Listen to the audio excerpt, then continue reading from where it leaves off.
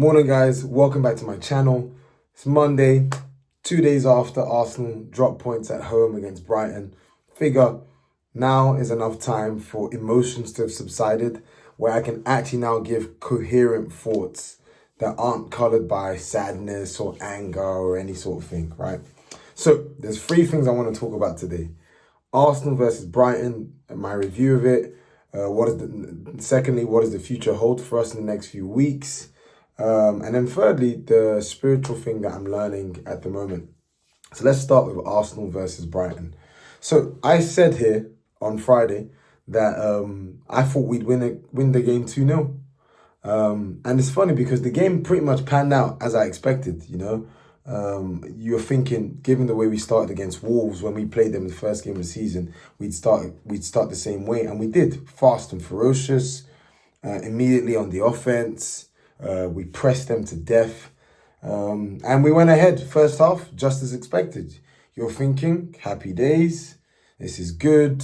We completely dominated them in that first half, but as is always the case with Arsenal, we don't make our domination count. And it's interesting because you look at that first half, Odegaard's chance, Saka's chance. He had a good game, in my opinion. Saka had a good game.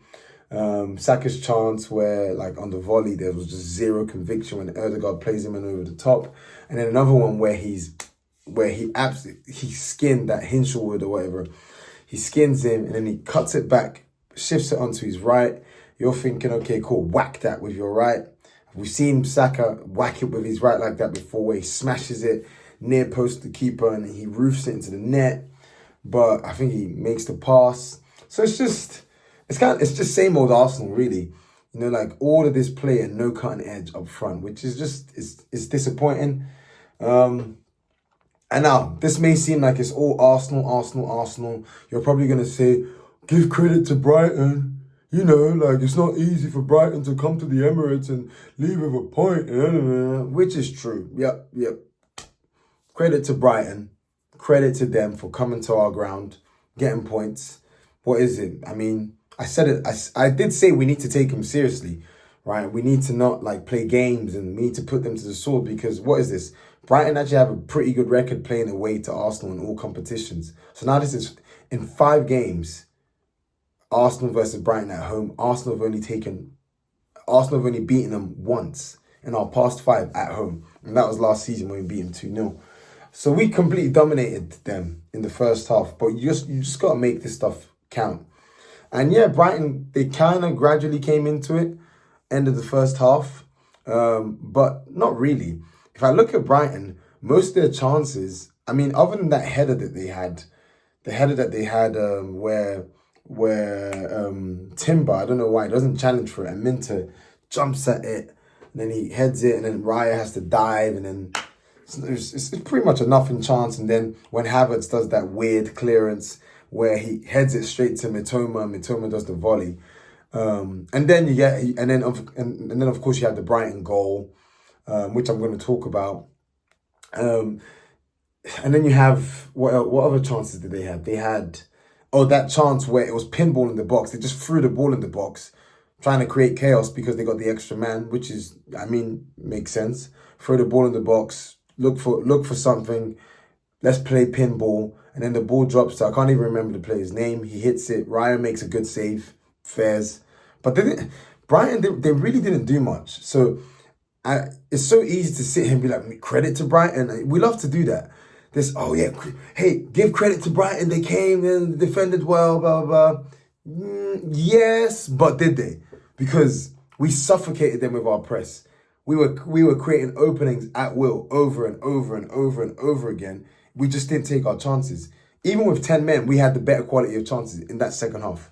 Like, with 10 men, we still had the best chances, right? So you can say credit to Brighton, but I'm not going to say that. There is no credit to Brighton. This was Arsenal's game to lose or draw, and we drew. If we wanted to win, we would have won, right? So it's just the same old, no cutting edge.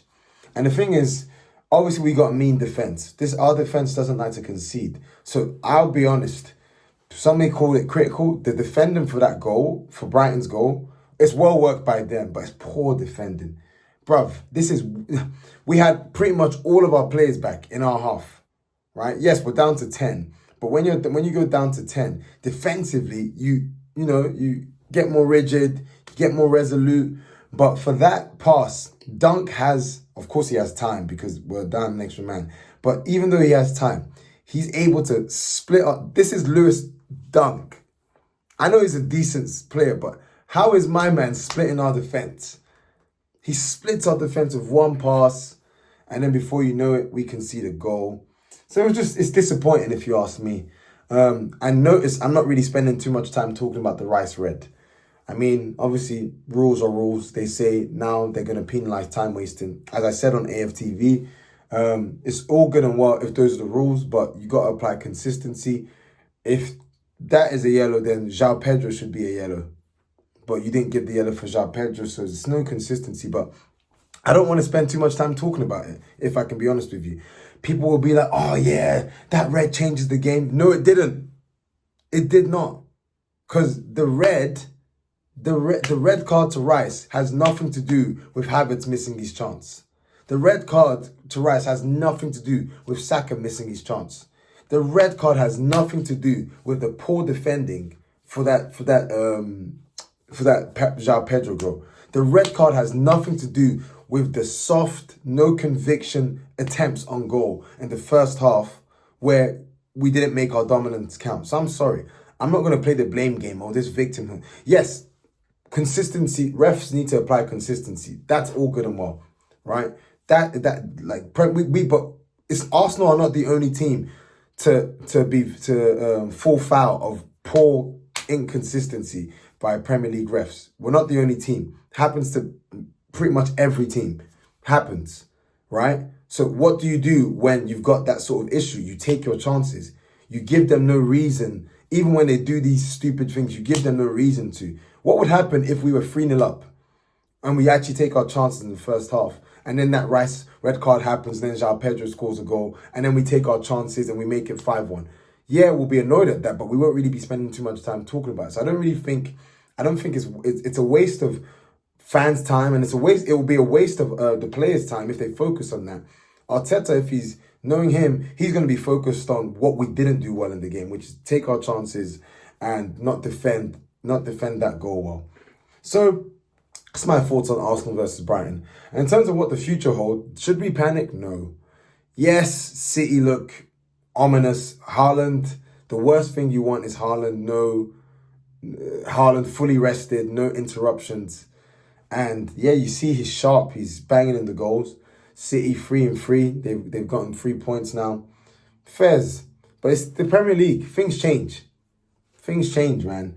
I don't think this is time to panic. There's still lots to play for. These games do make the difference at the end of the season. But let's see.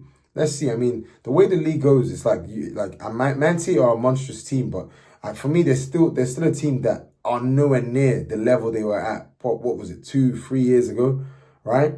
Specifically in the league, that is. So let's see. Let's see. I mean, they look ominous, but things change in the Premier League, man. Things are always changing. So I refuse to be like, oh yeah, the league's done. Arsenal can still win the league. I believe we can win the league. Now, whether we win it is, yeah, I still believe it's there to be won. Yeah, so there's lots to play for. No Rice and as well as no Marino is a blow. I mean, because you look at our fixtures, straight after the international break, we got Tottenham away. Then we got Bolton at home. Then we got Atalanta away. Then we got City away. So we got 3 big games in the space of a week. 3 big away games. So, it's that midfield is looking... And I'm hopeful. I'm really, really hopeful Ødegaard is not injured. I'm hopeful the international break has come. I'm hopeful that Norway we say, hey, like he kind of got bruising or something. He needs to stay and then he just rests. I would love that, right?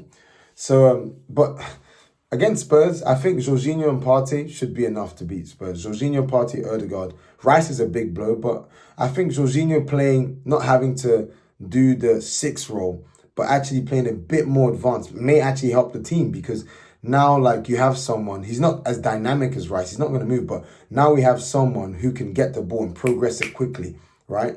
let's get the ball moving offensively quickly. So it's not necessarily the worst thing in the world. And in terms of Raheem Sterling, I'd love to see him start against Spurs. I don't think he will though. Most likely I think we'll play the same team we played today against Tottenham, except Jorginho will come in for Rice. Martinelli will come in for Trossard. Because I don't even want to speak about that, because we talk about Trossard, he needs to start. He does this all the time. This is him. I think he's just a social. I think that's just who he is, an impact player off the bench. Because he does this all the time. He plays like, we should start him. We start him, and he turns out dog food. It's weird. Yeah, he's a good player, but I think he's maybe just someone that's better coming off the bench. So I would love to see Raheem start. I don't think he will. I personally think you'll see the team I just named, Jorginho coming in for Rice, Martinelli coming back in for Trossard. We'll play that team against Spurs away, I think. I think that team is good enough. I personally believe that team is good enough to win, to go to Spurs away and win. We can do that. I believe that team is good enough to go away to Spurs and win. And then against Bolton, I think you will see the likes of Ethan Nwaneri start. Sterling will definitely start. Calafiori will definitely start. Kivior will definitely start. I'm just thinking, who else do we have for depth? Maybe Miles Skelly will start. We'll see. But I think Arteta's rotation in that Bolton game is going to be key. I'm not saying, because we've got enough. It's a tricky one, because you want to take the cup seriously, but like, come on, you've got Atalanta away. They're no slouches. It's going to be a tough game. Then straight away we got Man City. So, but it's also at the start of the season where, look, players need match fitness, and sometimes playing back to back big games can actually be a bit of a positive because of momentum if and when we win. So it'll be interesting to see what Arteta does these next coming weeks. I think his rotation now is going to be absolutely huge for the team. And hopefully Jesus can come back and be fit or something, because we're going to need him. And then lastly, guys, to close off the video, is so the spiritual thing I've been learning recently is work. So how you view your work impacts how you go about living your life, basically. And it's based off of scripture in Genesis chapter 2, verses 15. And it basically talks about how God took the man, Adam, and put him in the Garden of Eden, and for him to work at it, basically. And which is really cool, because the Garden of Eden represents the presence of God. But the word work, when you look at it in the Greek, it's the word ergon, and it literally means to work or to become, right? And then when you look at the verb for work now, just generally, if you search up in Cambridge Dictionary, it means to succeed in becoming something. Meaning you work, like, for example, you work at being a lawyer, you work at being a footballer, right? You become something. And what I find about this verse is so cool. The only thing that man needed at the start was the presence of God and the work that God called him to. So I learned from that key thing. To really be the man that God has made me to be, I need God and I need the work that God has called me to. I personally believe, and that's where you get identity from, right? All the things that God gives us to do, that's what, as well as his presence, that's what really, there's where identity really lies in. I think the huge problem with men today is a lot of men lack identity. And when you lack identity, you lack purpose, you lack confidence, right? And you know why men lack identity? They have no God. So if you have no God, as a result, you're unable to figure out the work he's called you to. And then what happens? You settle, you do the basic, you live to work. You work just to make money, as opposed to working to live. You do your work as a means of becoming the person that you know God has called you to be.